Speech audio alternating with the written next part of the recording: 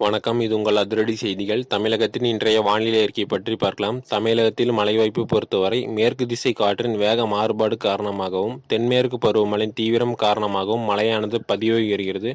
இன்று பொறுத்தவரை தமிழ்நாடு, புதுவை மற்றும் காரைக்கால் பகுதிகளில் ஓரிரு இடங்களில் இடி மின்னலுடன் கூடிய லேசான முதல் மிதமான மழை பெய்யக்கூடும். இந்த மழை வாய்ப்பு பொறுத்தவரை வருகிற 25ஆம் தேதி வரை லேசானது முதல் மிதமான மழையாக பதிவாகும். பின்பு கனமழையாக தொடர வாய்ப்புள்ளது. சென்னையை பொறுத்தவரை அடுத்து வரும் 24 மணி நேரத்திற்கு வானம் பொதுவாக மேகமூட்டத்துடன் காணப்படும். நகரின் ஒரு சில இடங்களில் இடி மின்னலுடன் கூடிய லேசான முதல் மிதமான மழை பெய்ய வாய்ப்புள்ளது. அதிகபட்ச வெப்பநிலையாக 34 டிகிரி செல்சியஸும் குறைந்தபட்ச வெப்பநிலையாக 27 டிகிரி செல்சியஸும் பதிவாகும். தமிழகத்தில் வருகிற 2 நாட்களுக்கு வெப்பநிலையாக சற்று தணிந்து காணப்படும். பெரும்பாலும் பகல் நேரங்களில் வெயிலானது தெரிந்தாலும் வான மேகமூட்டத்துடன் காணப்பட வாய்ப்புள்ளது. கடந்த 24 மணி நேரத்தில் பதிவான அதிகபட்ச மழை அளவு நீலகிரி மாவட்டத்தில் 4 சென்டிமீட்டரும், சென்னை, திருவள்ளூர், கோவை ஆகிய மாவட்டத்தில் தலா 2 சென்டிமீட்டரும் அதிகபட்சமாக பதிவாகியுள்ளது.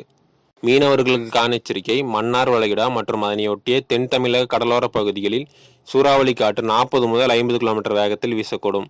வடக்கு ஆந்திர கடலோர பகுதிகள் மற்றும் அதனையொட்டிய மத்திய மேற்கு வங்கக்கடல் பகுதிகளில் சூறாவளி காற்று மணிக்கு 40 முதல் 50 கிலோமீட்டர் வேகத்தில் வீசக்கூடும்.